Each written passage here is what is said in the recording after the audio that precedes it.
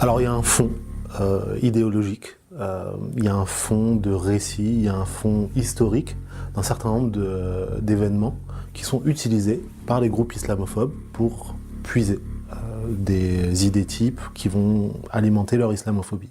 Par exemple, il y a cette idée qu'il y a un peuple français et que ce peuple français il est figé et que toute différence, toute externalité va venir polluer, abîmer, faire dégénérer le peuple français. Mais la France a toujours été un pays d'immigration, c'est le dernier pays avant la mer. Donc forcément, il y a des gens qui viennent de toutes les autres régions. Il y a aussi le fond historique des croisades. Donc dans les croisades, il y a cette idée que les Français résistaient à l'oppresseur, et l'oppresseur bien entendu c'était les Arabes, et donc les musulmans. Et à l'époque déjà, il y avait un certain nombre d'idéologues, et même d'artistes, qui construisaient l'image des musulmans comme une image maléfique, démoniaque, qui menaçait non seulement l'identité mais aussi la culture française et la sécurité des gens.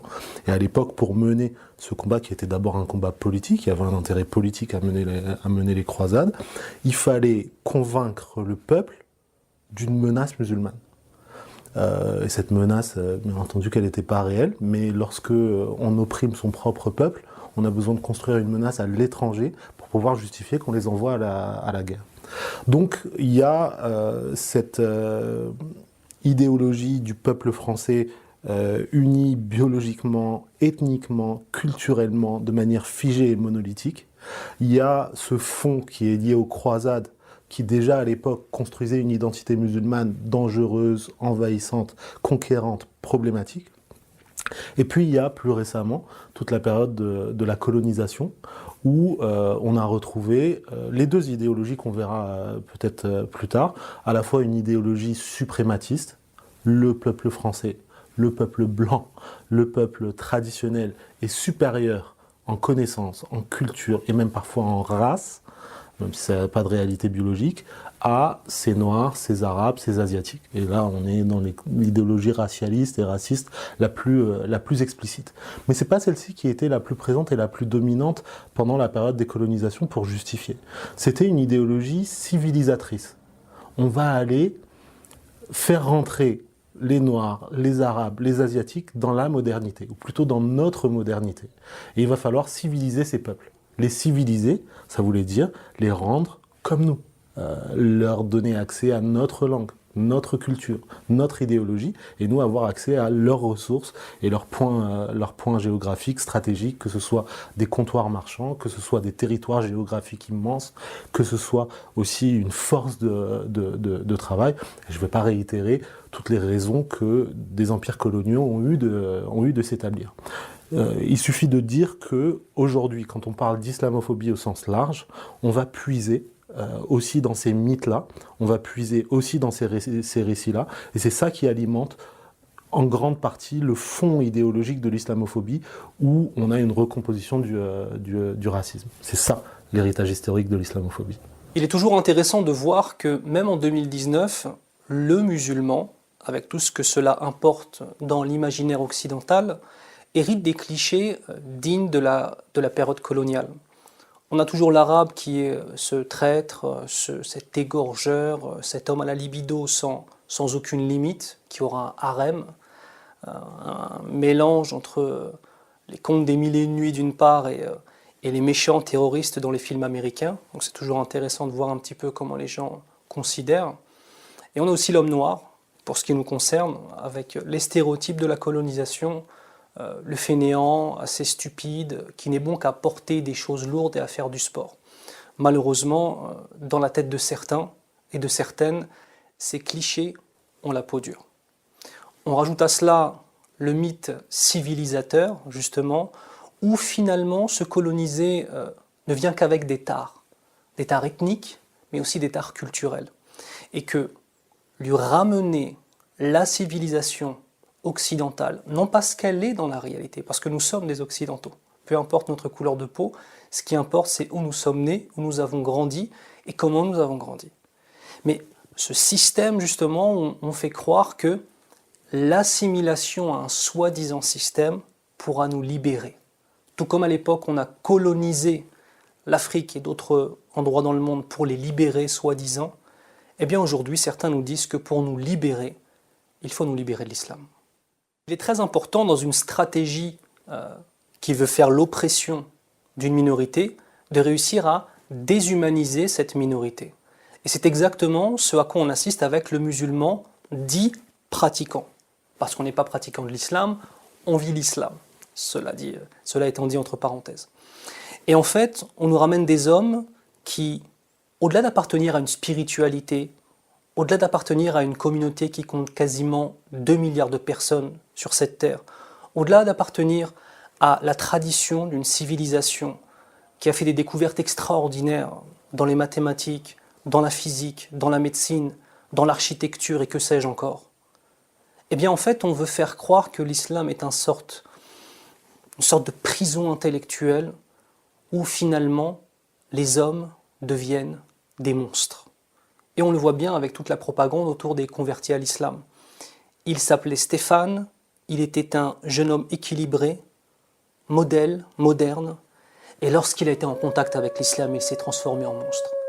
Elle s'appelait Stéphanie, elle était moderne, elle était jeune, pleine de joie de vivre. À partir du moment où elle a été en contact avec l'islam, eh bien tout cela est parti en fumée, d'une façon aussi spectaculaire qu'une bibliothèque qui aurait pu brûler. Eh bien en fait on appelle ça déshumaniser des gens. Les gens oublient finalement à force de voir ces choses-là que l'islam est avant tout un système religieux, une spiritualité, une volonté d'apporter à la société dans laquelle on est. Et une spiritualité et un amour profond pour notre Seigneur, avec une fraternité, en premier lieu il est vrai, une fraternité religieuse, mais aussi une fraternité à travers l'humanité. Donc, quand on parle d'islamophobie, on parle aussi d'une forme contemporaine de racisme. Et qui dit racisme dit injustice. Parce que c'est pas uniquement une peur ou un rejet ou un manque de tolérance vis-à-vis de l'autre. C'est aussi des comportements. Des comportements de violence, des comportements d'exclusion, des comportements qui mènent à des attaques, à des discriminations, à des choses qui sont relativement destructrices.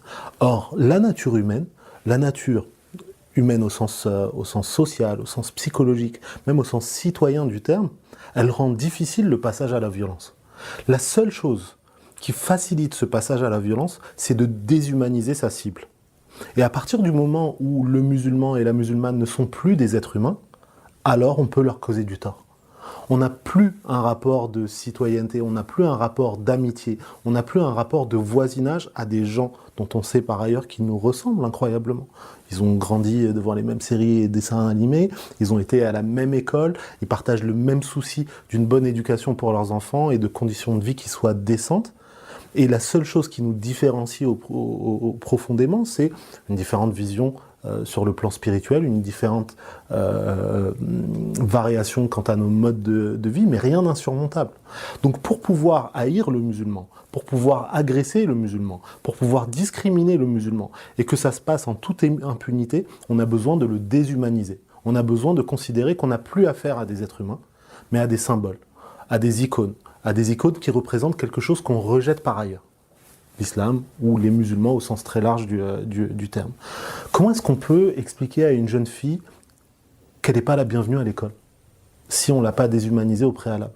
Comment, dans la tête d'un enseignant, dont c'est la vocation de transmettre un savoir, on peut lui faire accepter l'idée que tiens, tu vas renvoyer Fatima ou Marie parce qu'elles sont musulmanes? C'est pas du tout acquis. Et la seule manière de rendre ça acceptable, c'est de déshumaniser Fatima et Marie parce qu'elles sont musulmanes. Et Ahmed parce qu'il a dit Bismillah à la cantine. La seule manière de rendre acceptable qu'on persécute des milliers de familles en les perquisitionnant, alors qu'ils sont pour la quasi-totalité d'entre eux totalement innocents, la seule manière de rendre ça acceptable, c'est de dire que potentiellement ils sont liés au terrorisme et qu'au bout du compte, leur vie ne vaut pas grand-chose. Et que c'est un sacrifice nécessaire pour que nous soyons tous en sécurité. Donc, le processus de déshumanisation des musulmans est un maillon essentiel du dispositif islamophobe parce qu'il rend l'islamophobie non seulement acceptable, mais nécessaire. On ne parle plus d'injustice contre des êtres humains, on parle d'exclusion ou de violence contre des icônes maléfiques. Et c'est ça qui rend l'islamophobie désormais totalement acceptable dans notre contexte. Et c'est ça qui explique que on peut poignarder des femmes musulmanes, on peut assassiner ou tenter d'assassiner des imams, on peut mener des attentats islamophobes, on peut exclure des enfants, persécuter des familles, et qu'au bout du compte, ça n'émeuve pas beaucoup plus que ça l'opinion nationale. Premier élément, l'intégration ne concerne que les gens qui ne sont pas nés en France. Lorsqu'on dit à une personne qui s'appelle Mohamed, à une femme qui s'appelle Khadija, qui est née à Aubervilliers, à Marseille, à Rennes, à Strasbourg, à Lille ou à Villeneuve-d'Ascq ou que sais-je encore, et qu'on lui parle d'intégration, c'est scandaleux. La personne qui est née ici fait aussi l'identité de ce qu'est la France. Que cela plaise à certains ou non, c'est une réalité. Peu importe notre origine et peu importe nos convictions religieuses. Nous faisons aussi ce pays. Toujours il y a cette volonté, lorsqu'on s'adresse aux musulmans, de dire vous devriez faire un effort pour vous intégrer. M'intégrer dans quoi? Allez vous faire intégrer vous si vous avez un problème. Moi je suis né ici, on m'explique pas ce que c'est d'être français. La première langue que j'ai appris c'est cette langue-là. L'école où vont mes enfants c'est une école française. Ce qui définit ma culture sur le plan oratoire, sur le plan littéraire, sur le plan culturel, c'est la culture française. Même sur le plan psychologique, le sens de l'humour que j'ai, c'est un sens de l'humour français. Ma culture cinématographique, elle est moins française qu'américaine sur certains aspects, mais tout ce qui fait le creuset culturel, le berceau culturel dans lequel l'immense majorité d'entre nous a grandi, c'est un berceau culturel français. Et y compris sur le plan des mobilisations politiques, d'être sensible à un certain nombre de causes d'éducation, de santé, de conditions sociales. Donc les gens qui nous posent en général ces questions, ils se comportent comme si en fait ils étaient des guichets à la frontière, et nous on est en train de rentrer et on leur demande la permission. Mais on définit ce pays. Si on est 65 millions de citoyens français, il y a 65 millions différentes d'êtres français. On contribue tous non seulement à être influencés par ça, mais aussi à définir ça. Mais la question, elle est posée pour exclure. On conçoit l'identité française au bout du compte comme une frontière. On se place, les groupes racistes se placent comme des censeurs et comme des gens qui sont garants de cette identité-là. Et dans ce cas-là, ils s'enferment en fait dans une identité fantasmée de ce que c'est d'être français. Aujourd'hui, être français, c'est être d'une religion et avoir une culture littéraire d'un moment donné et avoir une citoyenneté à un autre. Et on présente ça en fait comme si c'était mutuellement exclusif. Il n'y a pas à choisir entre être grand et être brun. De la même manière, il n'y a pas à choisir entre de confession musulmane et de citoyenneté française. Quand on parle maintenant d'assimilation, alors c'est encore autre chose l'assimilation. L'assimilation, c'est le fait de vouloir imposer à la personne qui est venue dans le pays, peut-être depuis 1, 2, 3, 4, 5, voire 6 ou 7 générations parfois, et de vouloir l'obliger à renier celui qu'il est ou celle qu'elle est. Et là, ça pose un problème fondamental. Et tant que la France, en tout cas, tant que certains politiques ne comprendront pas que l'intégration ou l'assimilation ne concerne pas du tout ceux qui sont nés en France, mais que nous sommes une part entière de cette France-là, eh bien, il y aura un couac. Et il est toujours intéressant de voir que les bannis oui-oui analphabètes ou les bannis oui-oui cultivés qu'on nous met en avant dans les médias ou parfois même dans certaines mosquées, viennent nous parler d'intégration. Mais parce qu'eux ont besoin d'intégration puisqu'ils ne sont même pas nés en France. Et c'est toujours intéressant de voir des gens qui ne sont pas nés en France, qui sont arrivés, je pense à certaines personnes qui sont arrivées en France par exemple quand ils avaient 20 ans ou 25 ans, et qui viennent aujourd'hui dire à des musulmans qui sont nés en France, qui ont grandi en France, et viennent leur faire la morale en leur disant « vous n'êtes pas intégrés ». Nous n'avons pas besoin d'intégration, nous sommes une partie de cette nation.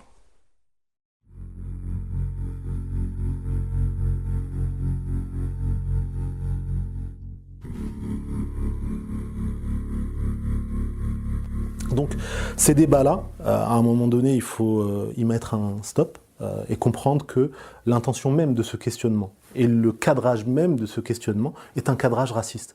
On ne demande pas à Pierre, Paul, Jacques qu'on croise à la messe le dimanche ou qu'on ne croise pas à la messe le dimanche de prouver sa citoyenneté, de prouver son appartenance. Et même le fait de commencer à se justifier par rapport à ça, c'est comme si on en avait quelque chose à se reprocher. C'est comme parfois des gens qui ont récemment acquis la nationalité française et qui donnent des leçons aux Noirs et aux Arabes sur la manière d'être français.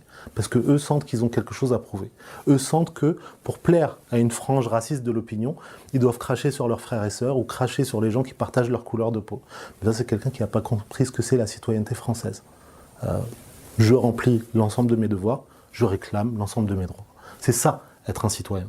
Être un citoyen et avoir un attachement sincère au pays dans lequel on vit, c'est être capable de mettre en valeur ce qui fonctionne bien, et d'être capable de pointer ce qui fonctionne mal, justement parce qu'on tient suffisamment au pays pour le réparer, pour éviter qu'il s'abîme. Et si aujourd'hui on dénonce le racisme, et en particulier l'islamophobie en France, c'est parce qu'on considère que la France mérite mieux que ça. Elle vaut mieux que ce qu'elle montre. Et ça, si ce n'est pas une forme de dignité et d'attachement sincère au pays dans lequel on vit, qu'est-ce que c'est ? Ce mot de communautarisme, il est souvent évoqué, particulièrement en lien avec les musulmans. Et de quoi on parle exactement ? Il y a cette idée selon laquelle les musulmans vivraient entre eux.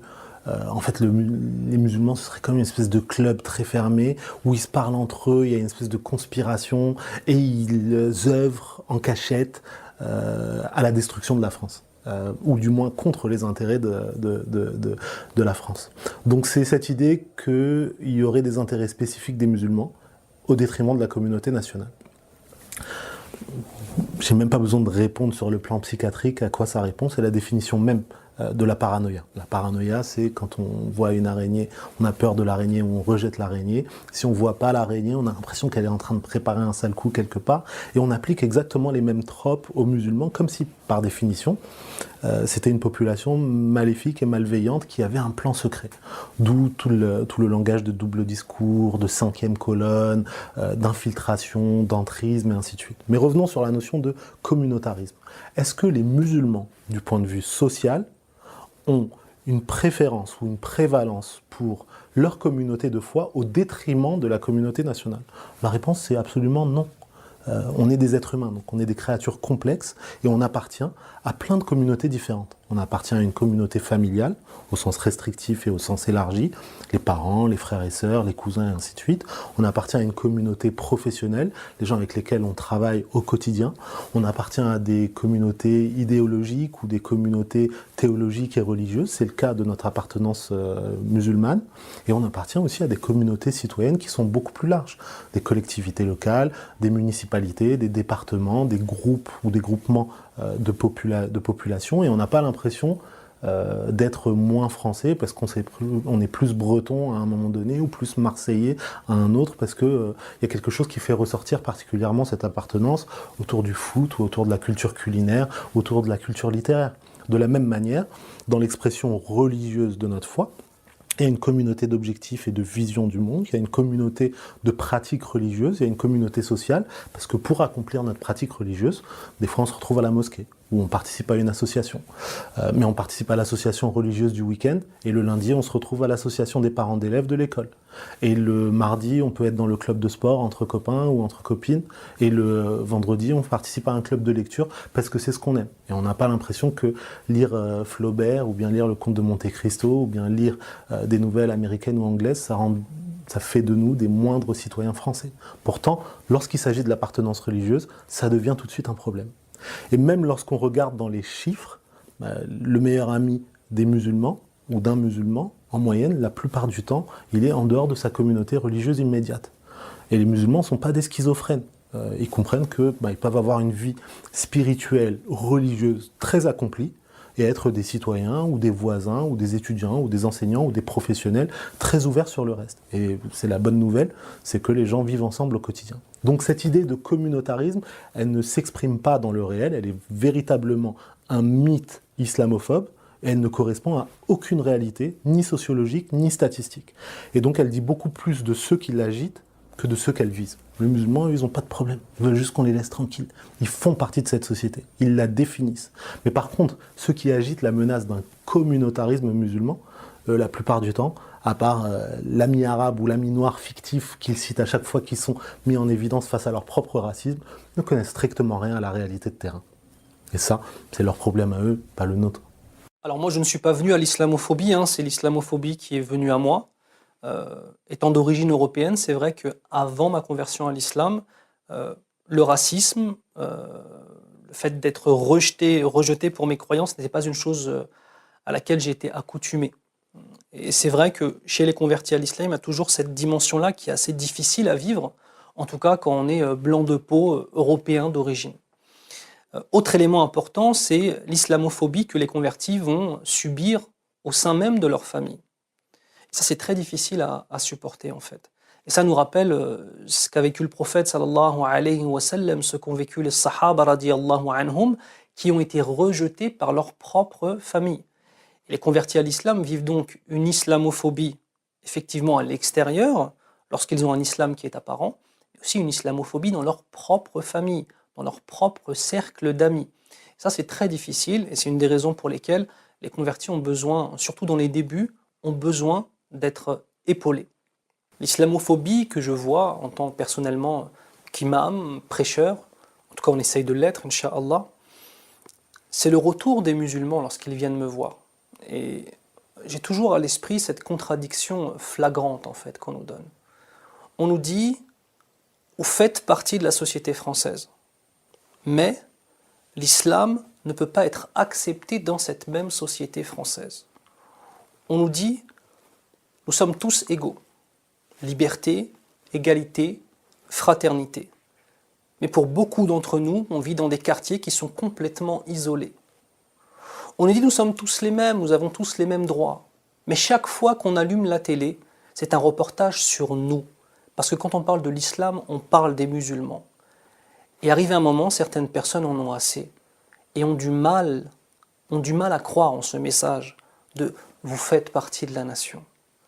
Comment réussir à convaincre quelqu'un qu'on l'aime, qu'il fait partie intégrante de la nation dans laquelle il a grandi, et qu'à l'inverse de cela, on est toujours en train de le dénigrer et de ne pas le laisser tranquille sur son dîn, bien évidemment, mais même sur les éléments, les détails de sa vie. Sans arrêt en train de parler des femmes voilées. Excusez-moi, il y en a beaucoup, quand on parle des femmes voilées, ils ont l'impression qu'on est en train de parler de leur mère, de leur femme ou de leur fille. On nous fait toujours tout un cinéma sur toutes les dimensions de notre existence. Puis par la suite, on s'étonne que les musulmans ne se sentent pas très concernés par la vie politique française. Mais moi je pense plutôt qu'il y a des causes à cela.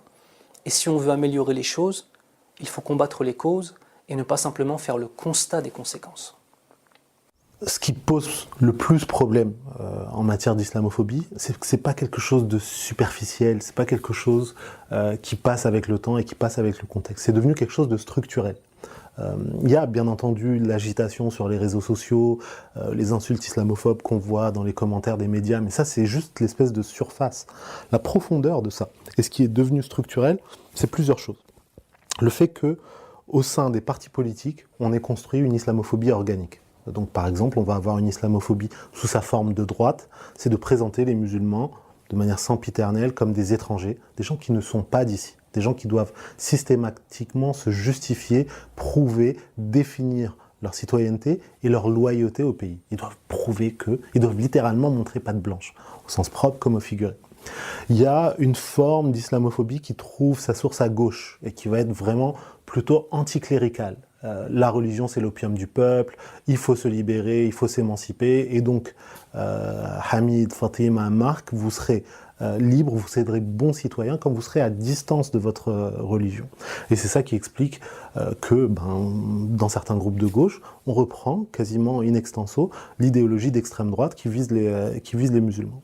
Et puis, il y a deux réalités qui se sont d'autant plus ancrées dans la société, c'est un aspect visant plus particulièrement les femmes musulmanes, qu'elles portent le hijab ou qu'elles ne le portent pas, mais d'autant plus sur les sœurs qui portent le hijab parce qu'elles sont visibles et identifiables. Et donc il y a un focus délibéré sur les femmes musulmanes qui deviennent un objet d'obsession pour la sphère islamophobe sur tous les plans, que ce soit dans l'activisme médiatique et politique, débat sur débat sur débat sur le foulard des femmes musulmanes sans que l'une d'entre elles soit présente, mais aussi des réalités sociales d'exclusion de ces femmes du milieu du travail, du milieu de l'éducation, du milieu de la santé, avec des cas et des taux de discrimination qui atteignent des sommets, voire les statistiques du CCIF. Et ça, c'est une manière aussi de faire payer à ces femmes le fait qu'au bout du compte, elles sont en train de réussir. elles sont en train de réussir pour beaucoup d'entre elles dans leurs études, dans leur vie professionnelle, dans leur vie de famille. Et au bout du compte, elles sont en train d'accomplir le rêve des parents d'avoir une génération d'enfants qui réussissent, qui s'insèrent, qui participent dans la société et qui en même temps s'attachent à leur héritage familial et à leur héritage spirituel.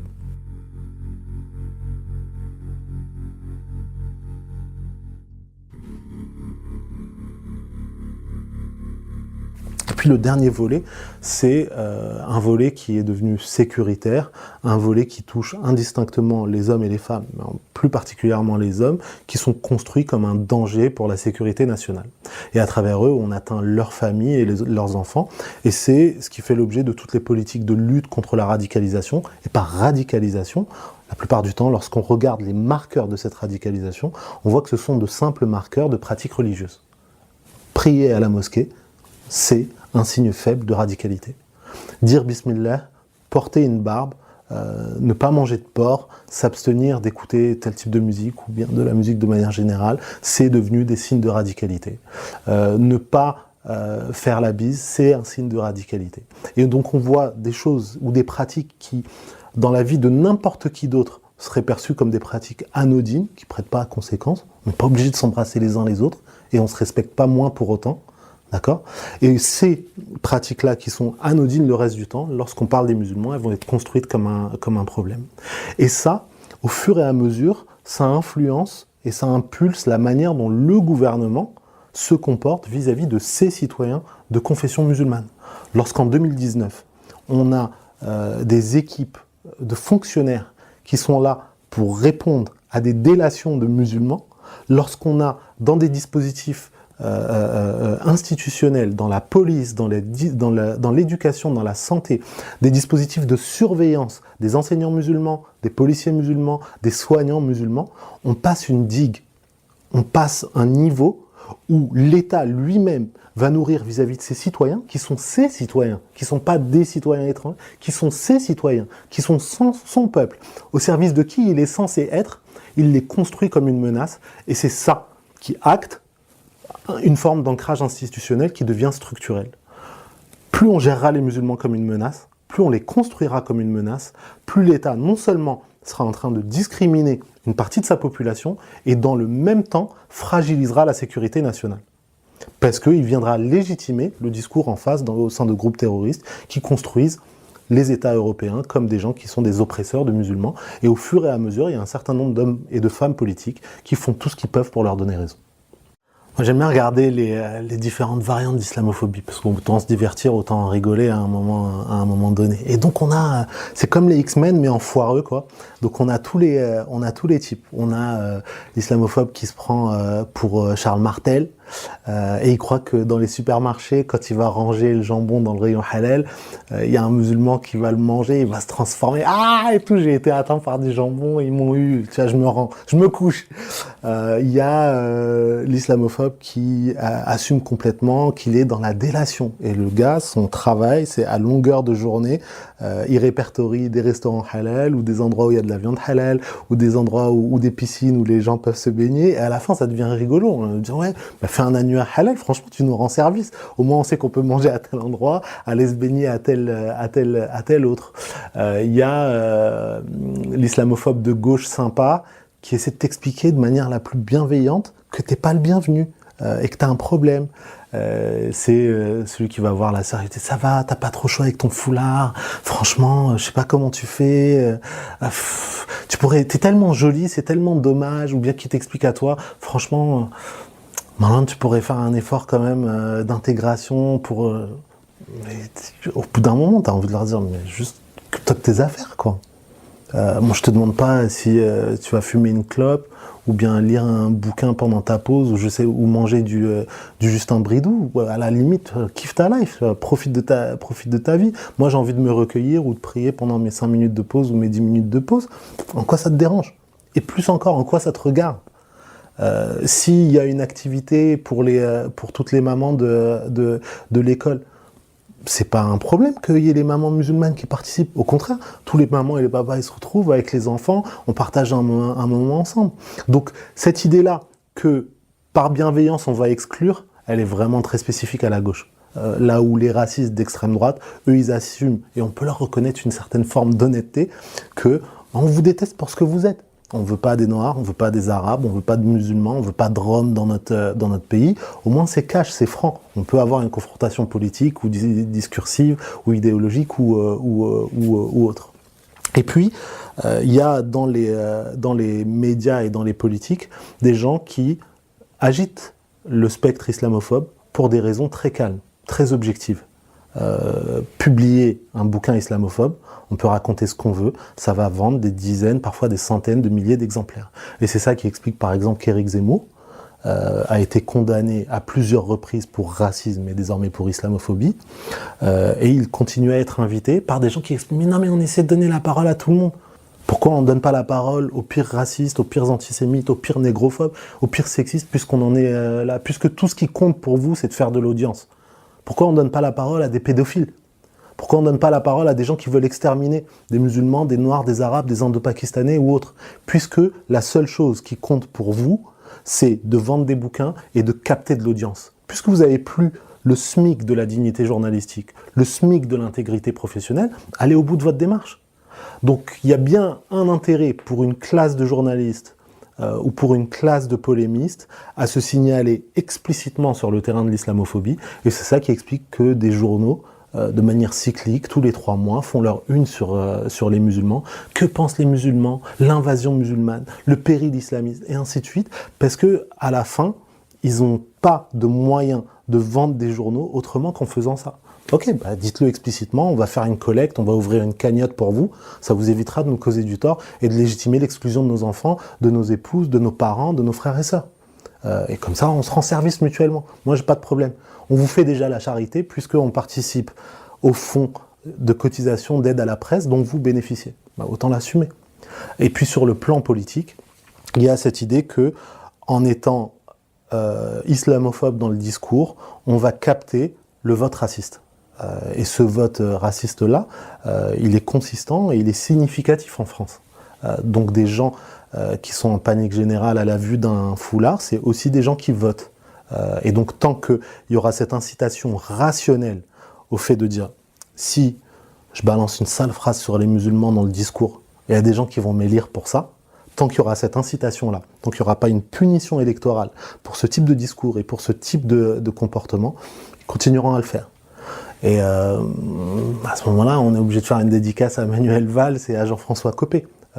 Ils ont été deux des icônes à gauche comme à droite qui ont le plus agité le discours islamophobe et ils ont payé le prix électoral et politique pour ça. Donc à un moment donné, on voit que il faut changer de discours et malheureusement, on n'est pas encore à une étape où l'ensemble de la classe politique a compris ça et c'est pour ça qu'ils continuent à se comporter de telle manière.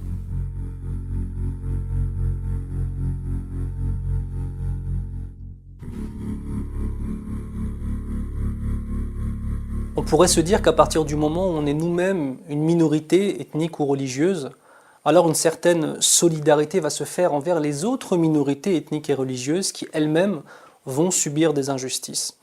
Malheureusement, cette règle, qui pourtant semble tout à fait logique, n'a pas vraiment de réalité. Et pour être honnête, elle n'a pas de réalité envers les musulmans, mais aussi des musulmans envers les autres.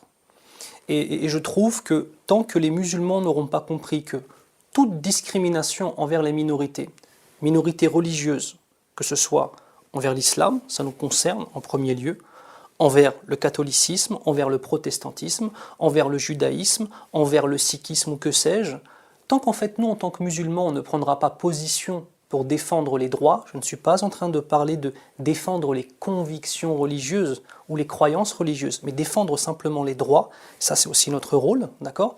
Tant qu'on ne prendra pas position pour défendre les droits des uns des autres et des autres, pourquoi est-ce qu'on s'étonne que personne ne prenne position pour nous? Alors le silence est une chose, par contre le fait de s'attaquer aux minorités, ça c'en est encore une autre. Et ça m'étonne toujours en fait. Les minorités religieuses et les minorités ethniques, je pense à la minorité par exemple d'origine asiatique, ou alors la minorité d'origine des Antilles, ou alors la minorité d'origine de l'Afrique noire, qui s'en prennent aux musulmans ou les musulmans qui se prennent à eux, il faut savoir une chose. Ce n'est pas parce que pour l'instant, tous les projecteurs sont sur les musulmans et l'islam que vous ne serez pas les prochains sur la liste.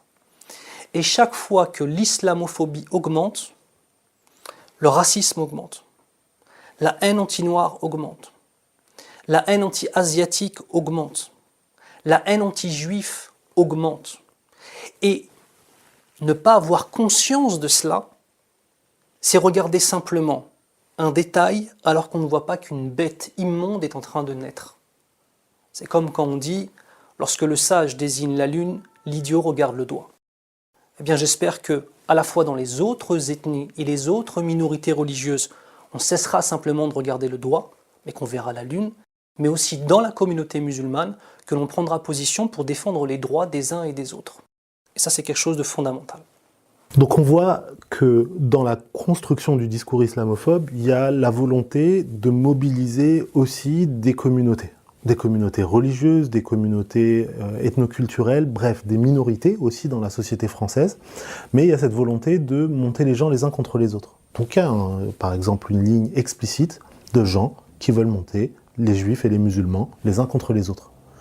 Et donc ils font peser, ils font planer le spectre d'un antisémitisme musulman, justement, pour monter les juifs contre les musulmans et légitimer l'exclusion d'une minorité par une autre minorité. Et c'est ça qui explique que, malheureusement, il y a une frange grandissante de nos concitoyens de confession juive qui sont réceptifs à des discours d'extrême droite, alors même que l'extrême droite les vise eux en premier lieu. Même chose auprès d'autres communautés d'origine ou d'appartenance ethnoculturelle ou religieuse, la volonté de monter les Noirs contre les Arabes, les Juifs contre les musulmans, les Arabes contre les Roms, et ainsi de suite. Il n'y a pas plus ressemblant à un islamophobe qu'un antisémite. Il n'y a pas plus ressemblant à un négrophobe qu'un islamophobe. Il n'y a pas plus explicite dans le racisme. Sauf que c'est un intérêt commun des groupes racistes de diviser les minorités et de les monter les unes contre les autres. Et d'opprimer les unes par les autres. Donc à chaque fois qu'il y a des divisions parmi ces minorités, des oppositions parmi ces minorités, l'extrême droite, elle est en train de jubiler. Et vous voyez de manière cyclique, les seuls Arabes et les Noirs qui conviennent au Front National, c'est des Arabes et des Noirs qui crachent sur des Arabes et des Noirs. Et ça, c'est délimité. Pourquoi est-ce que, entre guillemets, on va aller se salir les mains si on peut les amener eux-mêmes à s'entretuer ou à se cliver ou à s'exclure les uns les autres. Et même chose pour l'investissement de l'identité ou de la culture chrétienne. À titre personnel, je peux en parler, moi, c'est dans des écoles catholiques que j'ai fait la plupart de ma scolarité, et le catholicisme que j'ai connu, c'est un catholicisme de fraternité, avec lequel j'ai jamais vécu le moindre incident. Jamais on m'a traité, moi, comme un étranger. Jamais on m'a exclu de ces écoles. Jamais j'ai ressenti que j'étais quelqu'un qui n'était pas le bienvenu. Donc le catholicisme, il n'a pas de dimension identitaire et raciste à la base. Mais on voit que l'extrême droite fait une instrumentalisation de ces questions-là pour dire, voilà, l'héritage français est judéo-chrétien, plutôt blanc et chrétien dans leur lecture, et donc les musulmans sont en contradiction avec ça. Mais n'importe qui vit sur le terrain voit que les paroisses et les mosquées ont des excellents rapports. Et ça va tellement loin qu'en fait, ils ont un catholicisme ou une chrétienté conditionnelle. Le pape, il leur convient lorsqu'il a des discours durs et rigoureux, mais par contre, si le pape a des signes et des discours de fraternité, d'amitié, de proximité avec les musulmans, par exemple, ça c'est un mauvais pape. Un pape qui dénonce les injustices sociales, un pape qui dénonce l'oppression coloniale de tel endroit ou de tel autre, qui dénonce l'oppression en Palestine ou les bombardements à Gaza, c'est tout de suite un mauvais pape. Un pape qui dénonce le racisme vis-à-vis des Noirs, qui dénonce l'islamophobie lorsqu'elle se présente, qui évite l'exclusion des musulmans, ça c'est un mauvais pape. Un prêtre qui invite dans sa paroisse une conférence sur la fraternité ou contre le racisme ou contre l'islamophobie, c'est un traître à la cause.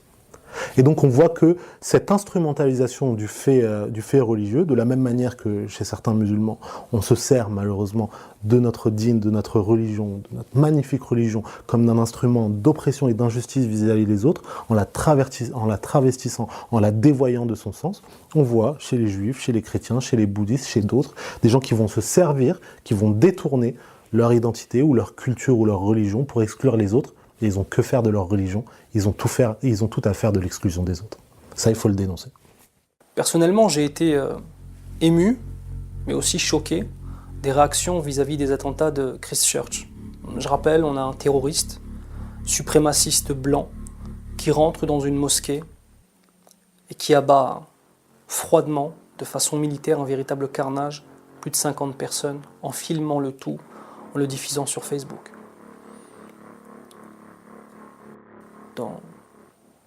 Ça a été un choc dans la communauté.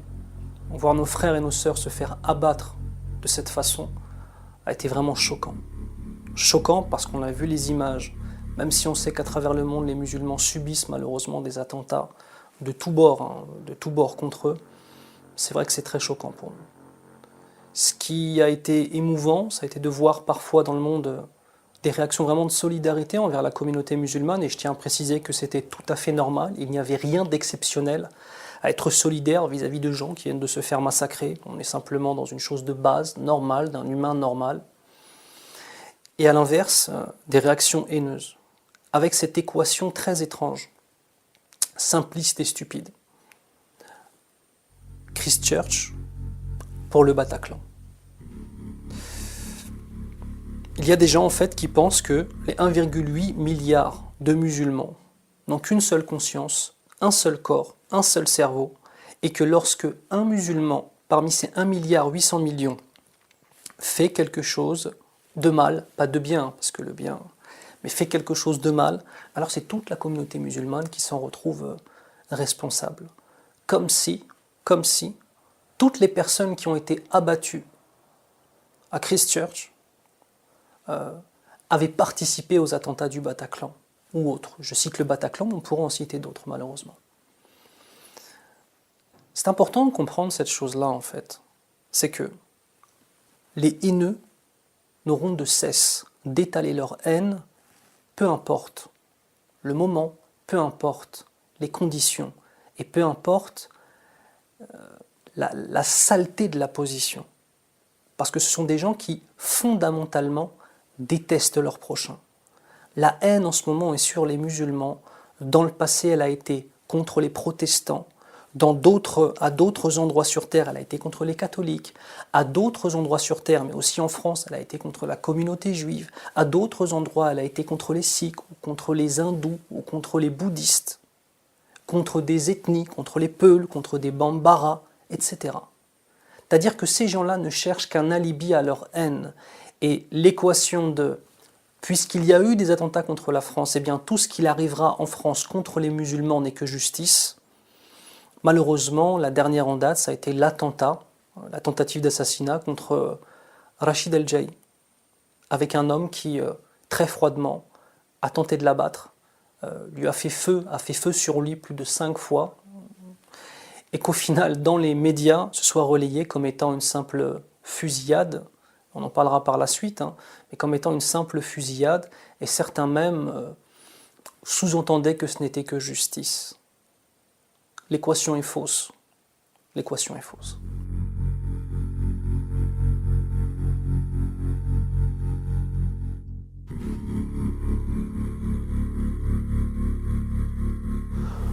Il y a quelque chose de spécifique en France vis-à-vis du fait religieux. Et c'est une histoire tourmentée. C'est une histoire sanglante, avec des peuples et des minorités religieuses qui ont été massacrés. Les guerres de religion en France, c'est pas un mythe historique, c'est une réalité historique. Et toutes les minorités religieuses ont dû faire face à ça. Les protestants, les juifs et maintenant les musulmans. Au sein même du christianisme, il y avait eu des schismes, des divisions, des oppositions, parfois même violentes. Et dans le siècle passé, donc au début du XXe siècle, il y a eu ce débat qui a été posé dans un contexte, cette fois-ci républicain, celui d'une démocratie moderne, où on discute de la place du religieux. Avec historiquement une force, une puissance, une importance de l'Église catholique en France. Et c'était cette place-là qui était questionnée, qui était challengée par des groupes qui se présentaient comme républicains et qui disaient que cette question religieuse-là prenait trop d'importance, avait trop d'influence sur l'organisation du pouvoir. C'est dans ce contexte-là que la notion de laïcité est débattue et aboutit à une loi de séparation des églises et de l'État, une loi de mise à distance du religieux, mais en même temps une loi d'indépendance du religieux. Et la compréhension de la laïcité qui était majoritaire et qui a abouti à cette loi-là, c'était pas la loi, c'était pas une vision d'exclusion du religieux ou de diabolisation du religieux. Non, c'était une vision de séparation, mais dans un rapport, disons, apaisé. On approuve, on critique, en tout cas, le sens et l'esprit de la loi de laïcité, c'est ça. C'est le fait que séparation du politique et du religieux, autonomie des églises, donc autonomie des religions et des structures religieuses, et non-ingérence respective des uns et des autres. Et de ce point de vue-là, on voit que le traitement de l'islam, avec un grand I, donc les communautés, les civilisations musulmanes, les cultures musulmanes, les personnes de confession musulmane, ce comportement et ce traitement-là, il est directement contraire au principe de laïcité. Il y a une volonté délibérée de la part de certains groupes de dicter aux musulmans la manière dont ils devraient croire, la manière dont ils devraient pratiquer leur religion, la manière dont ils devraient s'organiser. Et lorsqu'on voit des débats incessants, on a tout le temps des gens qui disent « Ouais, les musulmans devraient faire ceci et les musulmans devraient faire cela. » Je sais pas, créer une hotline, on vous appelle si on a besoin, quoi. Mais dites pas que c'est la laïcité, parce que c'est exactement son contraire. On n'a jamais autant parlé de laïcité qu'en lien avec l'islam. Si on fait une recherche Google, dans les recherches et les requêtes Google, 8 fois sur 10, le mot laïcité est associé au mot islam ou musulman. Donc c'est bien qu'il y a une obsession et une focalisation là-dessus, sauf qu'en dévoyant la laïcité de sa définition initiale, on essaie d'en faire une frontière d'exclusion pour les musulmans. Et ça doit appeler l'ensemble des communautés religieuses et des gens qui, même sans être religieux, respectent le fait religieux. Le fait religieux, c'est quoi? C'est de dire qu'en tant qu'être humain, on peut avoir une aspiration qui est supérieure à la réalité et à l'immédiateté matérielle de nos vies. C'est de croire qu'il y a un sens à notre présence sur Terre. C'est de croire qu'il y a une plus haute, plus belle définition du bien et du mal qui nous aspire, qui nous inspire et qui nous motive à faire mieux de nos vies. Il y a profondément une idée que l'être humain vaut mieux que ce qu'il montre. Et ça, il n'y a pas que les musulmans qui y croient. Donc il n'y a pas que nous, en tant que communauté minoritaire, qui peuvent être réceptifs au respect et à la dignité du fait religieux de manière générale. Et ces personnes qui laissent l'islamophobie faire en se disant ça concerne que les musulmans, il faut qu'ils entendent et il faut qu'ils comprennent que c'est eux les prochains. C'est eux qui seront visés après les musulmans.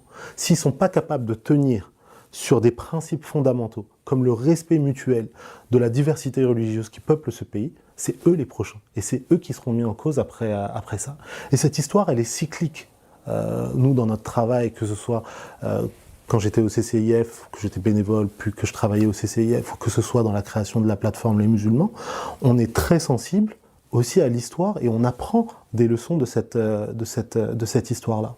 On lit comment, pour une appartenance politique ou comment, pour la reconnaissance des nazis, des gens étaient prêts à livrer des enfants juifs. On lit comment, à la fin du 19e siècle, il y avait des idéologues qui expliquaient que leur pratique religieuse était une pratique contradictoire avec l'identité française. On lit comment, au fil de l'histoire de notre pays, les minorités, que ce soit des minorités italiennes, portugaises, polonaises ou autres, ont été parfois persécutées, ont fait l'objet de modes d'exclusion. Et on regarde comment ces minorités-là, elles ont réagi, comment elles ont préservé leur intégrité, comment elles ont réussi parfois, comment elles ont échoué. Et c'est parce qu'on est respectueux de cette mémoire-là aussi qu'on tire des leçons de ça. Donc cette histoire cyclique, elle est une histoire nationale, elle est aussi une histoire internationale, parce que les choses que l'on vit aujourd'hui, nos parents les ont vécues avant nous. Nos grands-parents les ont vécues avant nous. Et à travers l'histoire, il y a eu des oppressions, des injustices, et c'est toujours intéressant de voir comment les peuples ont réagi face à ça. En tant que croyants, en tant que musulmans, c'est même une injonction directe sur le plan religieux. Allah subhanahu wa ta'ala, et là je sors de mon rôle peut-être parce que je ne suis pas imam, on le coupera peut-être, mais Allah subhanahu wa ta'ala, il nous invite à méditer, à réfléchir sur les signes et sur les comportements et sur les épreuves des gens qui nous ont précédés. Et si on n'est pas capable de tirer ces conclusions-là, si on n'est pas capable d'apprendre de ça, qu'est-ce qu'on fait exactement? L'histoire est cyclique. Les belles choses se reproduisent et les horreurs de l'histoire aussi ont tendance à se reproduire. Et justement, c'est là où chacun d'entre nous a un rôle à jouer et une fonction à assumer. Comment faire pour reprendre le meilleur de ce qui est arrivé, pouvoir le reproduire et même l'améliorer, incha'Allah. Et comment faire à l'inverse pour s'éloigner totalement de tous les mécanismes qui ont amené au pire des horreurs dans l'histoire de l'humanité. Qu'Allah nous préserve. L'histoire est cyclique dans sa façon de faire avec les minorités ethniques et religieuses. Mais l'histoire aussi est cyclique dans les mécanismes qui se développent dans ces mêmes communautés ethniques et religieuses ou religieuses qui sont persécutées. Oppression, résistance, libération et justice. Walhamdulillah, sunnatullahi azza wa jal. C'est ce qu'Allah azza wa jal a mis pour cette humanité. Les oppressions ont lieu, la résistance a lieu. Pour nous, une résistance intellectuelle, une résistance dogmatique, une résistance de fierté de ceux et de celles que nous sommes, sans pour autant avoir un rejet. Il est important de se rappeler que c'est en temps d'oppression que les meilleurs d'entre nous vont se manifester. Être musulman lorsque tout va bien, c'est facile. Être musulman en temps d'oppression, ça l'est moins. Et c'est d'ailleurs ce qu'on voit par rapport aux muhajirun, la génération des sahaba radiyallahu anhum wa ardahum jami'an, qui ont épaulé le prophète sallallahu alayhi wa sallam à la Mecque. On avait les Ansar, les habitants de Médine, qui sont toujours restés fondamentalement envieux de cet état, de ceux qui, en temps d'oppression, ont su s'accrocher. Comme le Nabi sallallahu alayhi wa sallam nous le mentionne dans la traduction du hadith, le temps où se tenir à son dîn sera aussi difficile que tenir une braise ardente dans sa main. Walhamdulillah. L'histoire est cyclique dans ce qu'elle a de mauvais, effectivement, parfois même dans ce qu'elle a de beau, et surtout l'histoire est cyclique dans les mécanismes de résistance et de libération intellectuelle que l'oppression amène chez les oppressés. La vie est faite de telle sorte que chaque jour, on peut augmenter son capital d'amour pour son prochain, mais aussi malheureusement augmenter son capital de haine pour son prochain. Un voisin qui a un bon comportement ou un mauvais comportement, un collègue de travail honnête, au contraire qui ne l'est pas, un automobiliste qui a un bon comportement ou à l'inverse qui ne l'a pas. Toutes ces choses-là, mises les unes avec les autres, peuvent augmenter notre amour pour notre prochain ou bien alors le faire baisser. Et on a aussi un élément qui est très important, qui est la télévision et la radio, et les journaux, les médias. Lorsque sans arrêt, on matraque la déshumanisation des musulmans, on matraque les théories du grand remplacement, on invite des gens qui ne font que répandre leur haine contre les minorités ethniques et religieuses, et plus précisément envers les musulmans.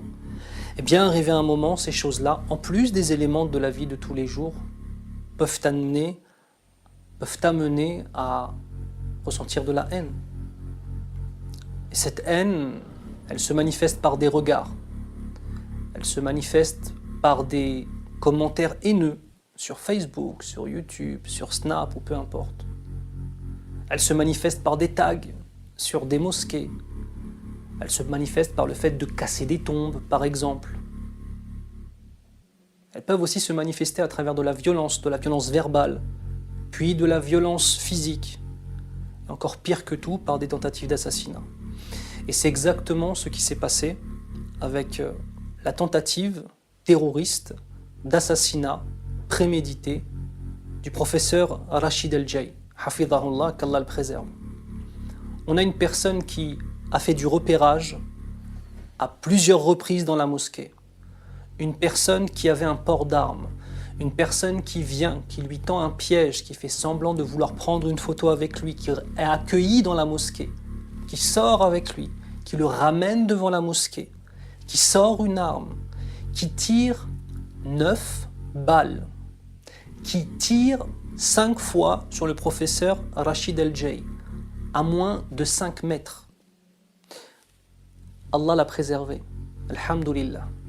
J'ai moi-même vu les vidéos des caméras de vidéosurveillance. Allah l'a préservé. L'autre ennemi d'Allah lui tire dessus à bout portant. Et lorsqu'il arrive à l'atteindre, il ne l'atteint qu'à des endroits où ça ne touche aucun nerf et aucun os. Walhamdulillah. Comme Allah Azza wa Jal nous dit dans le sens du verset, ils veulent éteindre la lumière de l'islam par leur bouche, mais Allah Azza wa Jal est celui qui lui accomplira la lumière de l'islam, même si certains pourraient détester cette chose-là. Walhamdulillah.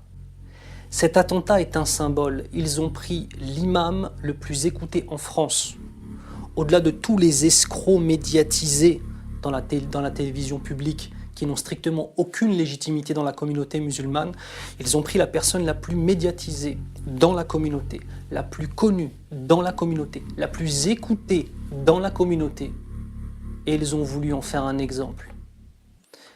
Quelles sont les conséquences de l'enquête qui est en train de se faire depuis maintenant plusieurs mois? Quelle a été la couverture médiatique de cet élément tragique? Je vous laisse imaginer ce qu'il serait passé si un prêtre avait été attaqué par un extrémiste en tentative d'assassinat avec préméditation. Si un rabbin avait été attaqué, si un moine bouddhiste avait été attaqué. On ne peut pas demander aux musulmans de se sentir acceptés et comme faisant partie à 100% d'une société lorsque on est toujours en train de les calomnier dans les médias et que même lorsqu'ils se font tirer dessus, c'est à eux, soi-disant, de demander pardon et de se justifier. Lorsqu'on est victime, on n'a pas à se justifier. Lorsqu'on est victime, on réclame son droit uniquement.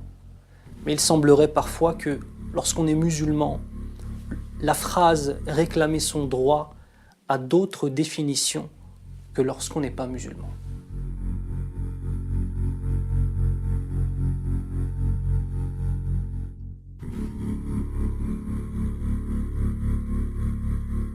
La justice est un droit, ce n'est pas une faveur. Lorsque je réclame justice, je ne suis pas en train de demander une chose qui ne fait pas partie de mes droits fondamentaux.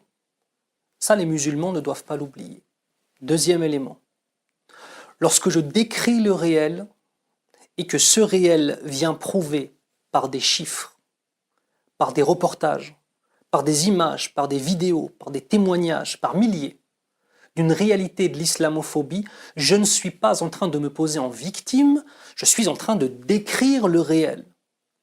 Et en fait, on a des pseudo-arguments qui viennent et qui disent « Oui, mais les musulmans, cessez de vous poser en victime. » Mais je ne suis pas en train de me poser en victime, je suis en train de décrire la réalité. Et si dans cette réalité, il se trouve que dans certaines dimensions de cette réalité, je sois une victime, eh bien en fait, le déclarer, c'est simplement dire la vérité. Donc, on n'est pas en train d'assister à une victimisation de la part de la communauté musulmane, on est en train d'assister à des gens qui clament la vérité de la réalité de la société dans laquelle nous sommes aujourd'hui. Quand on parle de lutte contre l'islamophobie, très souvent il y a ce mot de victimisation qui est évoqué. La victimisation, ce mot très moche, c'est un mot qui a été inventé par les agresseurs pour culpabiliser les agressés, par les oppresseurs contre les opprimés, pour les culpabiliser, pour les empêcher d'agir et de se défendre. Mais la victimisation, ce serait quoi? Ce serait le fait de se complaire dans un statut de victime pour en tirer bénéfice. Mais c'est quand on accepte l'islamophobie qu'on se complaît dans un statut de victime, pas quand on lutte pour la faire arrêter. Donc, lutter contre l'islamophobie, c'est justement le premier pas pour sortir de cette situation. On n'est pas des victimes à partir du moment où on sort de cette situation, où on lutte pour que ça ne se reproduise plus. C'est le faible, celui qui est vraiment et qui se complaît en situation de victime, qui est visé par une injustice, qui dit « ouais, vaut mieux se taire, vaut mieux l'accepter, ça fait partie de notre identité. » C'est quel genre de lâcheté, ça? C'est quel genre de faiblesse? Donc les gens qui parlent de ça, en général, c'est pour rien faire. C'est pour expliquer « ouais, ma soeur, tu l'as cherché avec ton hijab. Mon frère, peut-être la barbe, tu vois, genre rase-la, fait un petit style hipster, ça passe, quoi, tu vois. Oui, ils nous ont hagar à la mosquée et tout ça, mais peut-être que si on fait pas de vagues, ils vont nous laisser vivre. » Mais ça se passe pas comme ça. Et c'est indigne, à la fois sur le plan religieux, et c'est indigne à la fois sur le plan citoyen. Quel genre de citoyen on est si on considère que le déni de droit, c'est quelque chose d'acceptable, pour nous comme pour les autres? Quel genre de musulman on est si on considère que notre foi, c'est quelque chose qui est honteux et qu'il faut dissimuler pour pas déplaire aux racistes, pour pas faire de vagues, pour pas déranger des gens qui n'ont pas la moindre notion de la justice et du respect des autres. Donc, quel genre d'exemple on donne à nos enfants si, dès qu'on voit une forme d'adversité, dès qu'on voit une forme d'injustice, on se tait? Je comprends les gens qui ont ce discours-là, je ne le partage pas, mais au moins, à minima, si vous n'êtes pas capable d'agir efficacement pour défendre les droits de vos parents, de vos frères et sœurs, de vos enfants, sortez du chemin. Et arrêtez de culpabiliser ceux qui le vivent au quotidien, ceux qui le font au quotidien, ceux qui résistent au quotidien, ceux qui chaque jour font preuve de dignité, de détermination pour changer les choses. Pour eux, pour leurs enfants, pour le pays dans lequel ils vivent, parce qu'ils pensent qu'il vaut mieux que ce que l'on vit à partir du moment où. Et dernier élément, critiquer ce qui ne va pas en France est le devoir de tout Français, plus même qu'une personne qui n'habiterait pas en France. Et il est étrange de voir que chaque fois qu'une personne de confession musulmane critique ce qui se passe en France, on le désigne comme étant un ennemi de l'intérieur. C'est le rôle du peuple français que de déclarer ce qui ne va pas, que de revendiquer la justice et que de proposer des solutions. Et lorsque je fais ça, je ne suis pas un ennemi de la France, mais je suis un Français dans toute la tradition de ce qu'est être un Français. Il est étrange de voir que si une personne de confession musulmane, alors s'il porte un prénom étranger, on rajoute encore, mais on voit que cette personne-là ne peut pas dire ce qu'elle veut, elle ne peut pas critiquer certains éléments, par exemple, de la vie de tous les jours ou bien alors de la politique qui est menée par certains hommes politiques français. Non, ça en fait tout de suite un traître. Non, non. Eh bien, sachez une chose. Lorsqu'on dénonce l'inacceptable, on est en train de faire notre devoir de musulman. Et il serait bon de nous rappeler que l'inacceptable n'est pas uniquement un élément qui touche les musulmans, mais qui touche aussi les non-musulmans. Et que la communauté musulmane doit combattre toutes les injustices, sans forcément valider les dogmes qui sont derrière, c'est très important cela, mais combattre les inégalités entre par exemple différentes ethnies, combattre la ghettoisation de certaines ethnies, par exemple, mais aussi combattre la misère, combattre les problèmes économiques que l'on vit dans notre pays qu'est la France. On est français. On se sent accepté ou pas, c'est autre chose. Mais allez vivre à l'étranger et vous vous rendrez vraiment compte que quoi qu'il arrive, vous êtes des Français. On peut être en opposition avec des éléments de la France, mais cela n'enlèvera pas notre caractéristique, une des caractéristiques de notre personnalité, celle du fait qu'on soit né ici, qu'on ait grandi ici, et qu'on a aussi les codes de ce pays. Et alhamdoulilah, Allah nous a guidés dans l'islam, et à ces codes de ce pays, on a ajouté 1,5 milliard de choses, alhamdoulilah, et ces choses-là, c'est l'islam, alhamdoulilah. Toute cette analyse, tout ce constat, tous ces commentaires, ils ne sont valables que pour comprendre exactement la nature et les causes de l'islamophobie. Sauf que nous, on n'a pas envie d'être des doctorants contre l'injustice. On a envie d'agir contre l'injustice. On a envie que ça s'arrête. Moi, je n'ai pas besoin d'être savant sur l'injustice, si ce n'est pour savoir comment la combattre. Je n'ai pas l'intention de faire une carrière pour savoir comment on souffre. Ça ne m'intéresse pas. Et ça ne doit pas être une aspiration, ni individuelle, ni collective.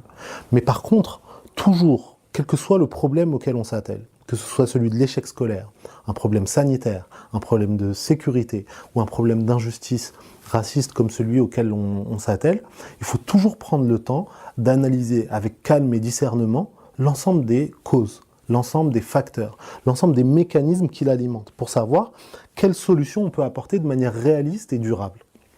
Et c'est ça qui rend si importante l'étude de l'islamophobie au sens y compris scientifique du terme, science historique. Ça nous permet de dire que c'est pas un terme qui a été inventé par des musulmans, mais qui, dès sa définition, dès sa création sous l'empire colonial français, visait l'exclusion ou qualifier l'exclusion des minorités ou le traitement différencié des minorités musulmanes. C'est à ça que ça sert d'étudier l'histoire. C'est grâce à la sociologie qu'on est capable de comprendre qu'il y a des dynamiques superficielles dans l'islamophobie, les commentaires haineux sur Internet, des choses comme ça, et puis il y a des dynamiques structurelles qu'il va falloir combattre sur le long terme. C'est l'étude psychologique qui permet de comprendre qu'est-ce qui est de l'ordre de la planification et qu'est-ce qui est du ressenti immédiat dans le passage à l'acte des discriminants et des agresseurs islamophobes. Et tout ça, ça nous sert à définir des moyens efficaces pour lutter contre l'islamophobie. Donc, quels sont les moyens d'agir efficacement contre l'islamophobie? La première chose, c'est de faire un travail personnel, interne, parfois familial, un travail de dignité, un travail de célébration, un travail de fierté. On n'a pas à avoir honte d'être musulman. On n'a pas à se cacher d'être musulman. Il faut être fier de ça. Il faut le porter entièrement, pleinement, en comprenant qu'il n'y a rien de coupable à ça.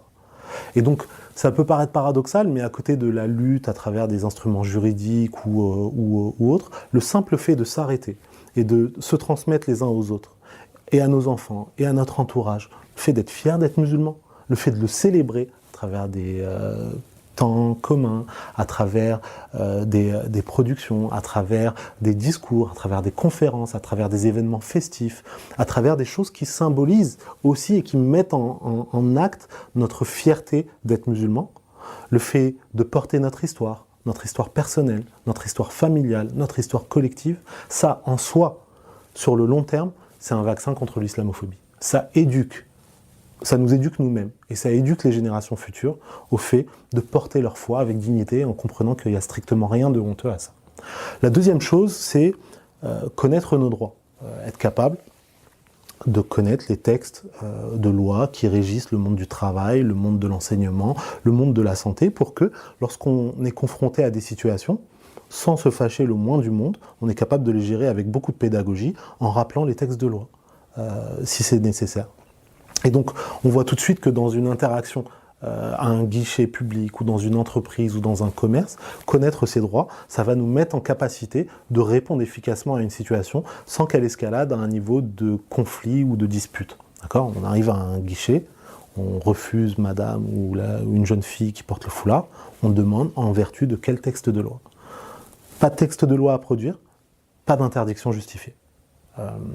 On est dans le monde du travail, on connaît ses droits. Si on nous met en cause parce qu'on a prié pendant une pause alors qu'on en a le droit, ou parce qu'on a évité de manger du porc ou de boire de l'alcool au cocktail de l'entreprise, même chose.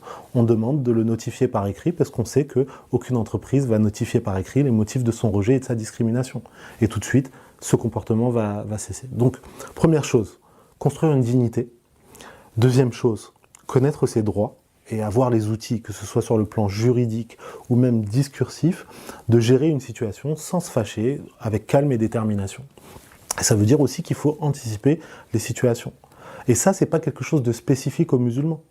On est une femme, on est un arabe, on est un noir, on est un jeune, on a un handicap physique qui fait qu'on va avoir des difficultés à l'accès à un endroit. Il faut anticiper un certain nombre de types de situations problématiques pour pouvoir y répondre le mieux possible. Ensuite, on a des instruments juridiques et des actions juridiques et du soutien aux personnes qui sont en situation de discrimination. Ça, c'est le travail des associations, comme par exemple le CCIF, qui va, à partir des déclarations des personnes qui le contactent, les accompagner du mieux qu'ils peuvent pour résoudre ces dossiers. Il va les accompagner dans l'accès à leurs droits, il va les accompagner aussi autant que possible en prévention. Et ça, c'est le quatrième volet. Et c'est pas uniquement le travail du CCIF, c'est notre travail à tous. C'est le fait que, bien, dans les associations, dans les écoles, dans les mosquées, dans les structures locales, on puisse organiser des événements de formation ou de sensibilisation pour que ce soit pas uniquement les musulmans qui comprennent la réalité de ce problème, mais que ce soit les corps enseignants, que ce soit nos voisins, que ce soit nos collègues. C'est aussi notre responsabilité pour ceux d'entre nous qui ont des postes importants en entreprise, des postes de cadre, de sensibiliser à la question des discriminations de manière générale. Et d'être le moteur, par exemple, d'une formation au travail pour qu'on prenne en charge, par exemple, le fait religieux de manière apaisée, de manière sereine, de manière proactive, plutôt que d'attendre un incident pour que ça arrive comme un problème dans l'entreprise. Donc cet aspect de prévention, il est très important. Et ensuite, il y a une véritable bataille des idées et une bataille des arguments pour que, au fur et à mesure, ce discours islamophobe, au lieu qu'il soit complètement décomplexé, eh bien, il y a un prix à payer pour ceux qui le tiennent. Au lieu que ce soit une récompense pour les islamophobes en termes de vente et en termes de reconnaissance médiatique, il faut qu'il y ait un prix à payer médiatiquement et politiquement pour tous les gens qui salissent la dignité des musulmans. Et ça veut dire qu'il faut justement agir là-dessus, auprès du CSA, auprès des médias, auprès directement des auteurs et des maisons d'édition de ces gens qui publient des discours racistes à l'égard des musulmans, pour les dissuader de continuer. Les actions juridiques, ça marche et ça fonctionne dans une large partie. Il faut aussi des actions médiatiques où on va faire du fact-checking des articles, où on va confronter ces arguments, y compris sur des plateaux télé, où on va rendre et tenir les médias qui diffusent ce genre d'idées responsables de qui ils mettent à l'antenne, le plus souvent sans contradiction, pour qu'ils comprennent qu'ils ont une responsabilité, y compris déontologique, sur ce point-là. Enfin, et je le dis souvent, mais ça participe et c'est quelque chose d'important, surtout pour nous qui sommes croyants, c'est aussi une source de rappel, de se rappeler de ce qui est essentiel dans notre vie. Et que cette dimension d'adversité, il y a une partie contre laquelle il faut lutter, mais il y a une partie qu'il faut reconnaître aussi comme une épreuve, qui nous rappelle que l'islam, c'est pas un petit truc. Il faut le vouloir pour garder cette religion. Il faut le vouloir pour y tenir. Et quand on attaque notre foi ou notre manière de la pratiquer, on nous interroge aussi sur le sens qu'on lui donne. Et en tant qu'être humain, on est au maximum en fait de notre réalisation et de notre épanouissement quand il y a quelque chose de bien qui nous atteint et qui nous touche, on le célèbre et on est reconnaissant pour ça, on est humble face à ça. Et quand il y a une épreuve qui nous touche, on essaie de rétablir une situation, on essaie de régler le problème, mais on en tire aussi des enseignements pour en sortir meilleur. C'est pas une épreuve qui nous fait marcher en arrière, c'est une épreuve qui nous fait grandir. On est plus endurant, on est plus informé, on est plus courageux, on est plus sensible au sort des autres, et on est d'autant plus dans l'empathie et dans le respect des autres qu'on a vécu nous-mêmes une situation d'injustice. Et c'est là que réellement, si on réalise l'ensemble de ce dispositif-là, alors non seulement on pourra juguler l'essentiel de l'islamophobie à laquelle on fait face, mais on sera sorti grandi de cette situation, pas uniquement au niveau individuel, pas au niveau collectif en tant que musulman, mais au niveau collectif en tant que groupe humain. Et là, on pourra dire, Inch'Allah, que, alhamdulillah, on a fait notre part contre l'islamophobie.